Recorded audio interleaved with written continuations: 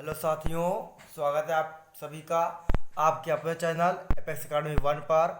जैसा कि आप लोग सभी लोग जानते हैं कि अगले दिन दीपावली है, तो सबको सहृदय से दीपावली की ढेर सारी शुभकामनाएं। अब हम लोग पढ़ेंगे पवन दूत का, जो कि बहुत ही इम्पोर्टेंट चैप्टर है। और यहाँ से अब क्वेश्चन आने लगा है। पहले लोग सोचते थे कि ये चैप्टर इम्पोर्टेंट नहीं है, लेकिन अब ये इम्पोर्टेंट हो चुका है। मैंने पिछले बार भी अपने कोचिंग में पढ़ाया था इस चैप्टर को, यहाँ से क्वेश्चन आया हुआ है साथियों। ठीक है, जैसा कि आप जान लेते हैं हम लोग इसके राइटर कौन है। तो इसके राइटर हैं अयोध्या उपाध्याय हरिऔध। ठीक है, अयोध्या सिंह उपाध्याय हरिऔध। इनको प्रेम से बोला जाता है क्या? हरिऔध, जिसे आप कह सकते हैं कि ये अयोध्या सिंह उपाध्याय का उपनाम कहते हैं। ठीक है, उपनाम कहा जाता है। जैसा कि आप जानते हैं, इनका जन्म 15 अप्रैल को सन 1865 ईस्वी में हुआ था। जन्म का स्थान क्या है?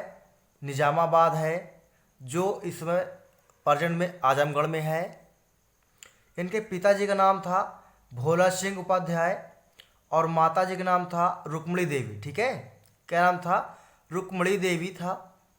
और हरिऔध जी की मृत्यु 6 मार्च सन 1947 को हुआ था। ठीक है, जिस साल भारत को आज़ादी मिलने वाली थी उसी साल। ठीक है, तो इन्होंने बहुत सारी कविताएं लिखी। जैसे ये परीक्षा में पूछ लिया जाता है कि बताइए ये कविता किसकी है, ये रचना किस राइटर की है।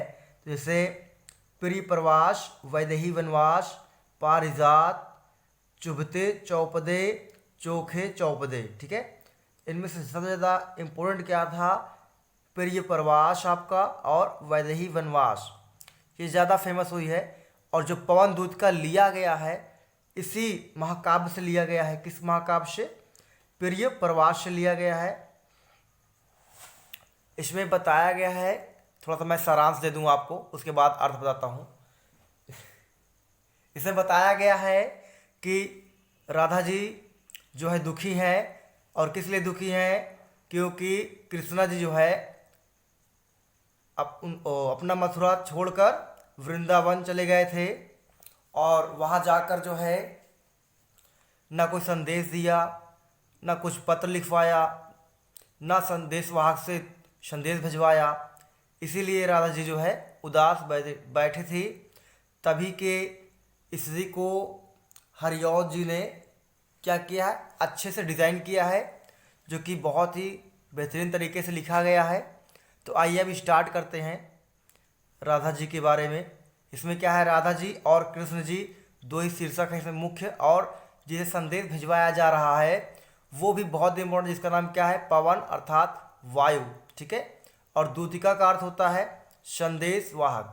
तो राधा जी ने क्या किया? पवन को अपना संदेश वाहक मानकर उससे विनती करती हैं, कभी उससे आदेश देती हैं कि आप ये कहिएगा कृष्ण जी से ये, और कोई रास्ते मिल जाए तो उसे परेशान मत करना। ठीक है, कई आदेश देती हैं पवन को, तो कभी विनती करती हैं। आइए पहला पैराग्राफ स्टार्ट करते हैं। बैठी खिन्ना एक दिवस, वे गेह में थी अकेली, आके आंसू दृक युगल में थे धरा को भिगोते।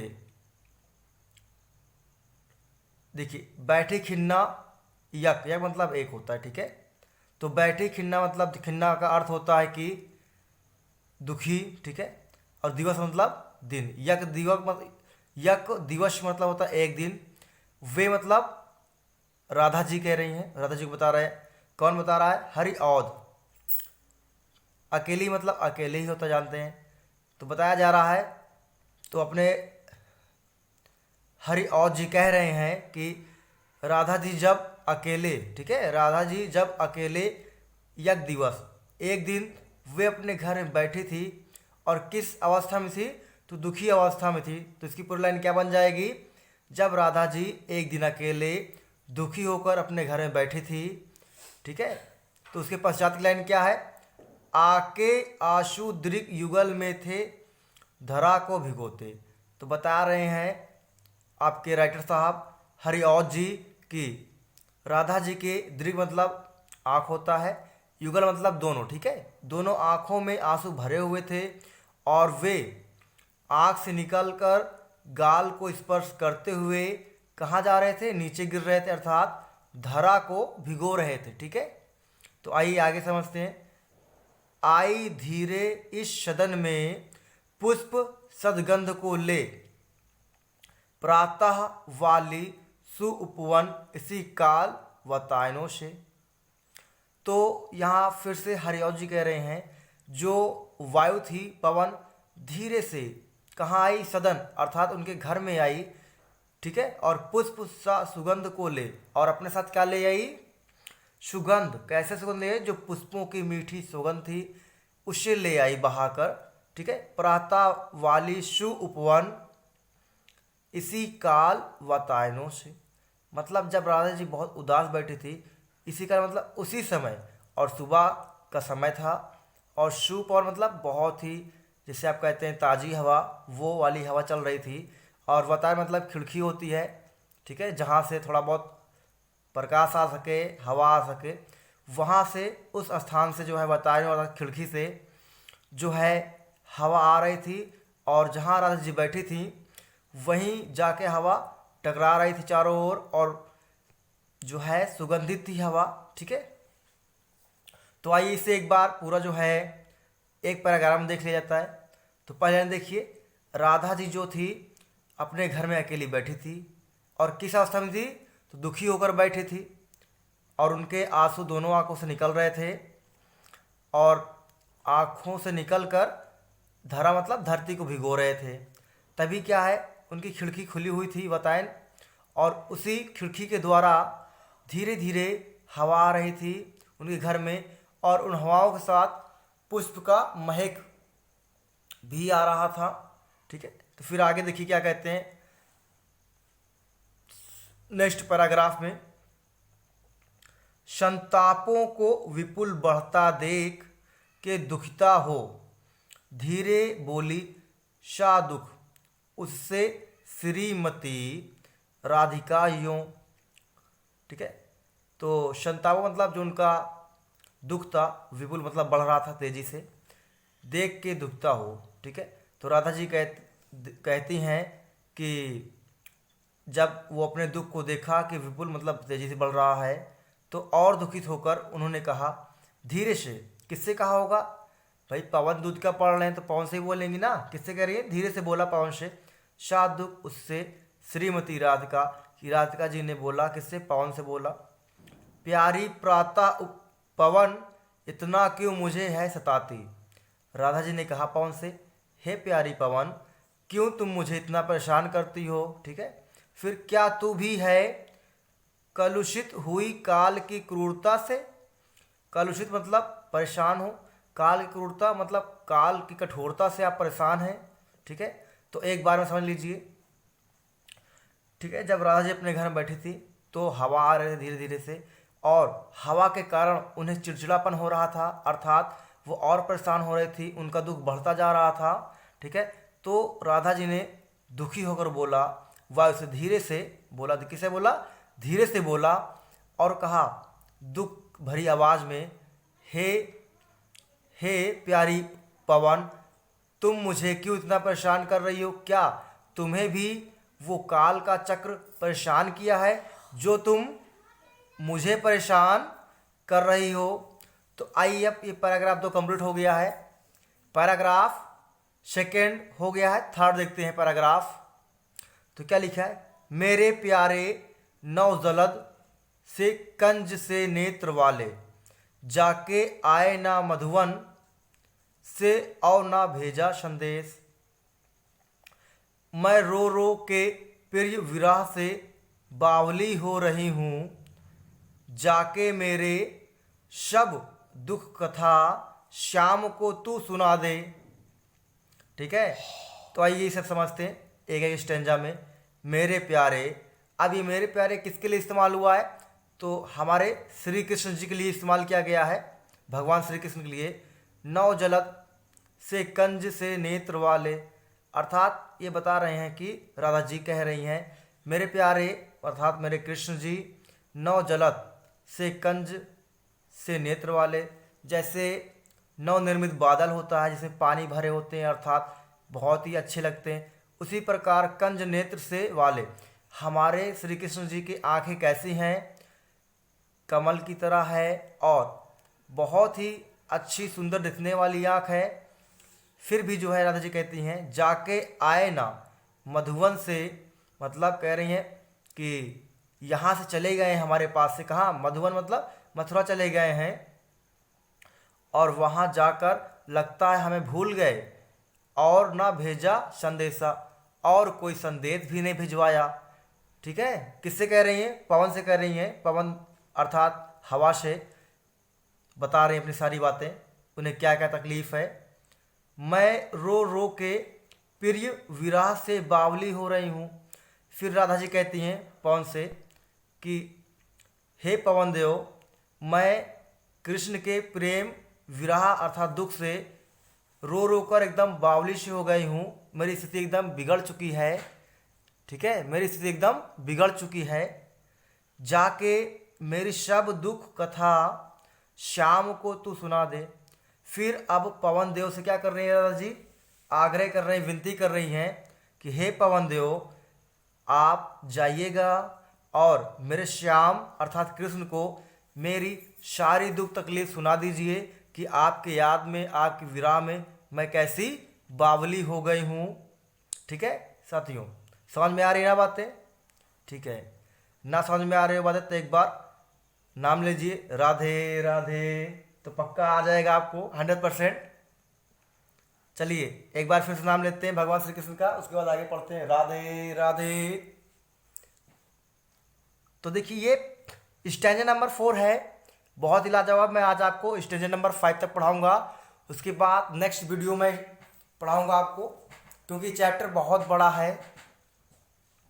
तो देखिए स्टैंजा नंबर 4 है, ज्यों ही मेरा भवन तज तू अल्प आगे बढ़ेगी, शोभा वाली सुखद कितनी मुंज कुंजे मिलेंगी, प्यारी छाया मृदुल स्वर से मोह लेंगी तुझे वे, तो भी मेरा दुख लख वहाँ जाना विश्राम लेना। तो ये कितना बेहतरीन लाइन लिखी है, किसने?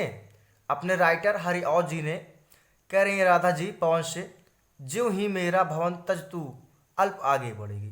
राधा जी कह रहे हैं जैसे ही हे पवन देव आप मेरा भवन छोड़ेंगे, तज तू मतलब थोड़ी ही दूर जाएंगे, अल्प आगे बढ़ेंगे, जैसे आप मेरा घर छोड़कर आप आगे बढ़ेंगे, शोभावली सुखद कितनी मंज कुंजे मिलेंगी। कह रही हैं एकदम शोभा वाली अर्थात मन को मोह लेने वाली सुखद मंज कुंजे मिलेंगे, अर्थात फूल मिलेंगे आपको, फूल के उपवन मिलेंगे, वो आपको मोह लेने वाली होंगी।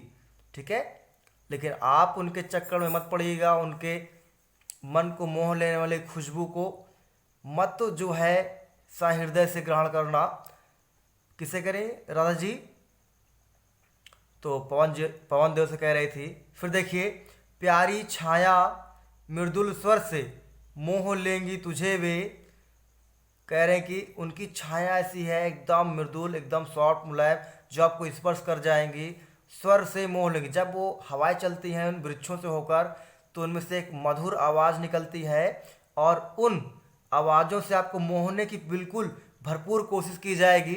लेकिन आप जो है हे पवन देव, आप जो है मेरा दुख को ध्यान में रखना, मेरे दुख को ध्यान में रखना और वहाँ विश्राम नहीं करना आप और आगे बढ़ जाइएगा। राधा जी पवन से ये भी बताया, जैसे पवन देव उनके घर से निकलने वाले थे, सारी बातें समझा दी, रास्ते में क्या क्या बाधाएं आएंगी बताई। जैसे आपने मेरे घर से बाहर निकलेंगे, वैसे ही थोड़ी दूर बाद आपको शोभा वाली अर्थात एक वन मिलेगा जिससे आपको गुजरना है, और वहाँ से आप गुजरेंगे तो क्या होगा, आपको बेहतरीन कुंज वाले मंजू मिलेंगी और उसमें ऐसी मृदुल स्वर से ध्वनियाँ निकलती हैं जो आपके या किसी और के भी कर्ण तक जाएंगी, तो वो उनकी ओर खींचा चला जाएगा। लेकिन आप जो है मेरा दुख हो ध्यान में रखिएगा और वहाँ विश्राम नहीं करिएगा। ठीक है साथियों, तो बस लास्ट पैराग्राफ है, खत्म होने वाला है। थोड़ा आगे सरस रव का धाम, सत पुष्प वाला, अच्छे अच्छे बहुद्रुम लतावान सौंदर्यशाली, प्यारा वृंदा विपिन मन को मुग्धकारी मिलेगा, आना जाना इस विपिन से मोह माना ना होना। फिर साथियों हरिऔध जी ने लिखा है कि थोड़ा आगे सरस रव का धाम, सत्य पुष्प वाला। ठीक है, बताया कि जैसे आप इस शोभा वाली कुंज मुंजों को पार करेंगे